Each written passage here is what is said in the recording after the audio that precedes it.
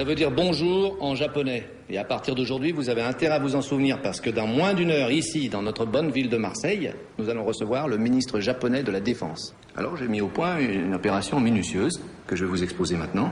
Et cette opération, je l'ai baptisée l'opération Ninja.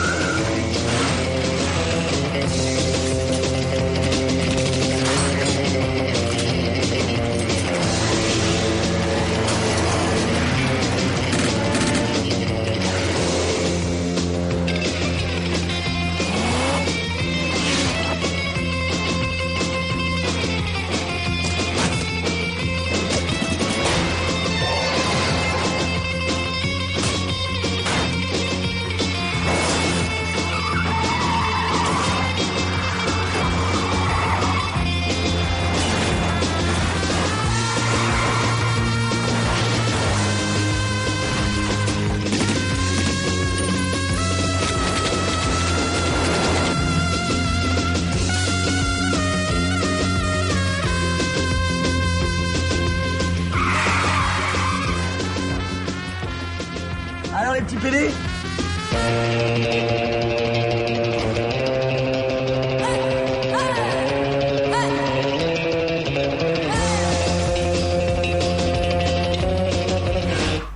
Bonjour à tous et soyez les bienvenus dans cette toute nouvelle vidéo d'État critique. 10 345 901 entrées, c'est le résultat au box-office français de notre film du jour.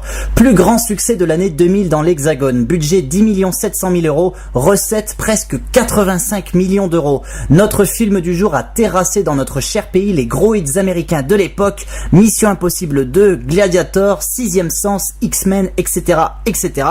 Aujourd'hui, là au moment où je vous parle, en cette fin août 2011, notre film du jour est le 22e plus grand succès de tous les temps en France, battant en termes d'entrée des poids lourds comme Le Roi Lion, Harry Potter à l'école des sorciers, Le Grand Bleu, Amélie Poulain, Le Monde de Nemo et j'en passe et des meilleurs.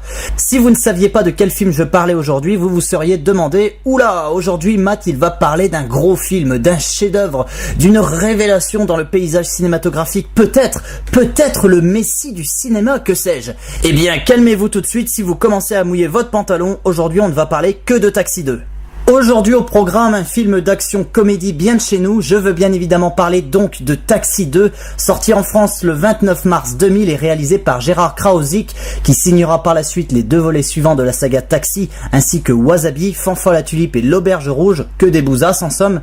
Taxi 2 a été écrit et produit par Luc Besson, qu'il est inutile de présenter. Nous allons revenir un peu sur la genèse du projet et du rôle du réalisateur de Nikita et Léon. Notons pour l'anecdote quand même que Taxi 2 est le tout premier long métrage produit par EuropaCorp, la société de production de Besson, qui nous livrera par la suite aussi bien des bons films que des grosses merdes, comme n'importe quel autre gros studio, j'ai envie de dire. Au casting de Taxi 2, nous pouvons retrouver l'équipe du premier volet, à savoir Sami Nasseri au top de sa carrière ici, ça ne durera pas, vous connaissez la suite. Frédéric Diffenthal qui arrive également ici au top de sa carrière, néanmoins pour lui, La douche froide, ce sera Belphégor, sorti un an après, et Marion Cotillard qui est encore très loin d'Hollywood à cette époque. Au casting également, nous pouvons retrouver Emma Sjoberg, Bernard Farcy, Édouard Moutout et Jean-Christophe Bouvet. Alors sans transition, de quoi parle cette sequel ? Le ministre japonais de la Défense débarque à Marseille pour découvrir le savoir-faire français en matière de lutte contre le terrorisme. Le but étant de lui faire signer un partenariat franco-japonais en or. Le problème c'est que sur place, le ministre se fait enlever par des yakuza. Daniel et Émilien sont donc de nouveau dans la place pour tenter de retrouver les gangsters et leurs otages. Leur enquête rythmée à 100 à l'heure finira par les amener jusqu'à Paris. Alors avant de commencer la critique du film, on va parler un petit peu de l'histoire qui l'entoure et surtout du premier volet, qui a manqué de peu d'être la première vidéo d'État critique, je dis ça pour l'anecdote. Vampire, qui a fait l'objet de ma toute première vidéo, est sorti le 15 avril 98, Taxi 1 le 8 avril 98. Néanmoins aujourd'hui je ne vais pas faire la critique de Taxi premier du nom, je reviendrai peut-être un jour dessus, on verra. Là je vais juste revenir sur la genèse de l'univers imaginé par Luc Besson. Car effectivement entre la réalisation du 5e élément et celle de Jeanne d'Arc, Luc Besson, qui à l'époque est au top du top de sa carrière, mondialement connu et tout, a écrit en 30 jours seulement le scénario de Taxi. Occupé sur Jeanne d'Arc, il décide de ne participer au film qu'en portant la casquette de producteur, confiant la réalisation du film à Gérard Pires, qui n'avait pas signé un seul long métrage depuis Rends-moi la clé, sorti en 1981. Entre temps, le bonhomme a quand même mis en scène plus de 400 films publicitaires. Luc Besson supervise également le casting du film, confiant le rôle titre à un parfait inconnu, Sami Nasseri, en ayant à l'époque cette fameuse phrase « Ne me déçois pas ». Luc Besson débauchera également Marion Cotillard, elle aussi totalement inconnue à l'époque. Le film sera réalisé très rapidement et sortira en salle en 1998. Immédiatement, le long métrage connaît un succès surprise. Le public est au rendez-vous, 6,5 millions d'entrées, un carton complètement inattendu. Nasseri, Diefenthal, Cotillard deviennent des vedettes dans l'Hexagone, enchaînant désormais chacun de leur côté des films plus importants. Taxi, même s'il fut taclé par la presse en 1998, obtiendra 7 nominations au César, dont meilleur film et meilleur réalisateur. Il n'en obtiendra que 2, meilleur montage et meilleur son. Néanmoins, tout ce prestige acquis suffit amplement à Luc Besson pour qu'il pense immédiatement à la suite. Sauf qu'entre-temps, le bonhomme a fondé avec Pierre-Ange Le Pogam la société de production EuropaCorp. L'équipe voit donc en Taxi 2 la possibilité de lancer sur les chapeaux de roue la boîte fraîchement créée. Coup de génie, en signant le film de l'an 2000, EuropaCorp entre dans l'arène cinématographique de façon tonitruante. Malgré tout ce succès, cette réussite, cette gloire, le tournage de Taxi 2 ne s'est pas déroulé d'une façon aussi rose qu'on pourrait avoir tendance à le croire en voyant le côté décomplexé du film. Alors qu'il filmait une cascade, le caméraman Alain Dutartre trouva la mort en se faisant violemment percuter par une voiture ayant atterri à côté de sa cible. Après que la famille de la victime ait porté l'affaire en justice, Rémi Julienne, le coordinateur des cascades du film, a été condamné en 2007 à 18 mois de prison avec sursis et une amende de 13 000 €. Cette condamnation n'ayant pas satisfait les familles, celles-ci firent appel de la décision rendue. En 2009, 10 ans après les faits, EuropaCorp fut condamné pour homicide involontaire et Rémi Julienne a été finalement condamné à 6 mois de prison avec sursis, plus 2 000 € d'amende, plus 6 000 € de dommages et intérêts à la famille d'Alain Dutartre. Cette affaire avait à l'époque de la sortie du film fait beaucoup de bruit, menaçant de nuire au succès du long métrage. Finalement, il n'en fut rien. Bref, je parle, mais la critique elle vient toujours pas, et vous êtes là pour ça aussi, donc désolé de vous faire traîner, je sais que vous attendez tous avec impatience mon avis sur ce long métrage. Le voici. Taxi 2 n'est pas un excellent film, néanmoins il serait un peu inapproprié de dire que c'est une grosse merde. Dès la première séquence, le ton est donné, tu vois le taxi doubler la voiture de rallye de Jean-Louis Schlesser, inutile d'aller plus loin. Le ton s'affiche comme complètement décalé. C'est stupide, c'est très con, certaines séquences frisent le ridicule par moment, le taxi qui descend en parachute sur Paris par exemple, mais curieusement on n'arrive pas à décrocher. Comme si on savait qu'on regardait un truc pas très fut-fut, mais qu'on se dit finalement bon allez on s'en fout, c'est sympa quand même. Comparativement au premier, Taxi 2 est un petit cran en dessous. Là où Taxi se prenait un petit peu au sérieux par-ci par-là, rendant plus crédible le produit fini, Taxi 2 se la joue plus décalé, attention on n'est pas dans la parodie, pas encore, plus décalé donc plus fun et plus rythmé. Les scènes de cascade sont réellement impressionnantes, les dialogues ne volent pas très haut, on est d'accord, mais ce qui est intéressant ici, c'est que Luc Besson a compris que l'histoire d'amour entre Daniel et Lily, par exemple, avait tendance à alourdir un peu le premier film, et donc il décide de mettre cette histoire complètement de côté pour ne se concentrer que sur l'action. Marion Cotillard perd donc un petit peu de place, par contre Bernard Farcy, lui, en gagne un peu plus de l'autre côté. Notons d'ailleurs qu'il en gagnera de plus en plus jusqu'à devenir quasiment le personnage principal de Taxi 4. Au niveau du scénario et des scènes d'action, il ne faut pas s'attendre à des trucs de fou.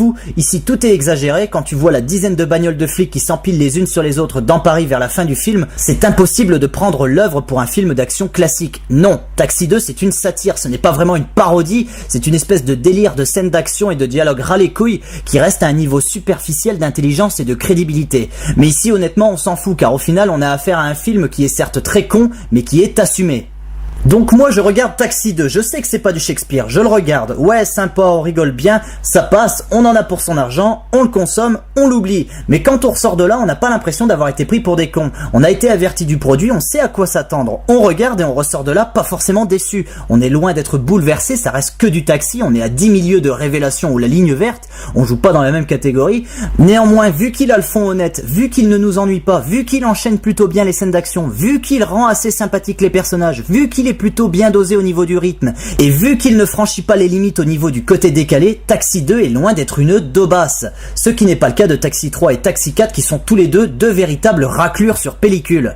Taxi 3 est une espèce de remake de Taxi 2 qui va trop loin dans le côté décalé du produit, rendant le truc excessivement lourdingue. Suffit de voir les méchants, on passe de cambrioleurs allemands bourrins et des yakuza japonais retors à des chinois déguisés en Père Noël. J'invente rien, hein, là tout est là.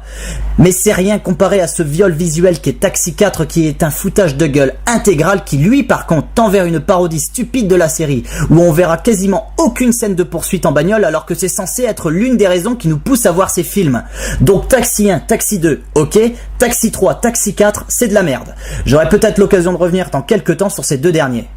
Au niveau de la mise en scène et des interprétations, chacun suit le mouvement du film. Gérard Krausik livre une réalisation moins inspirée que celle de Gérard Pires, sa caméra est moins maîtrisée. Néanmoins ici, ce n'est pas très important, son boulot est juste de suivre les bagnoles. Et même si au niveau des poursuites, on est encore loin du style Frankenheimer sur Ronin, ça reste acceptable. Concernant les comédiens, ça cabotine gentiment, les traits sont plus tirés que dans le premier film, mais une fois encore, ça passe car ça va jamais au-delà de la logique décalée du produit. Rappelons qu'ici, les comédiens n'ont pas à faire du Hamlet, donc pas compliqué pour eux d'être corrects.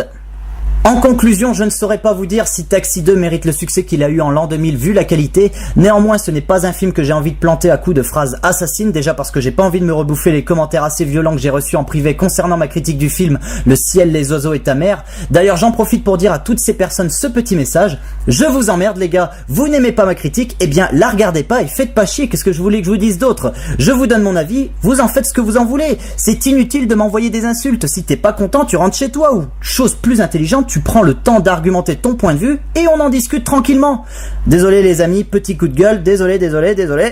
Bref, je reviens sur Taxi 2, c'est un film qui n'est pas parfait, ça reste complètement stupide et débile, néanmoins ça a le mérite de se laisser regarder sans prétention, on passe un moment décalé, assez sympa. Ça nous vide un petit peu la tête et une fois de temps en temps ça ne fait pas trop de mal. Donc je vous recommande Taxi 2 si vous venez d'enchaîner Magnolia, La Ligne Verte et Révélation et que vous avez la cabessa grosse comme ça. Voilà. Sur ces mots, je vous donne rendez-vous pour une prochaine critique. Je vous dis bye bye, allez au cinéma et à la prochaine.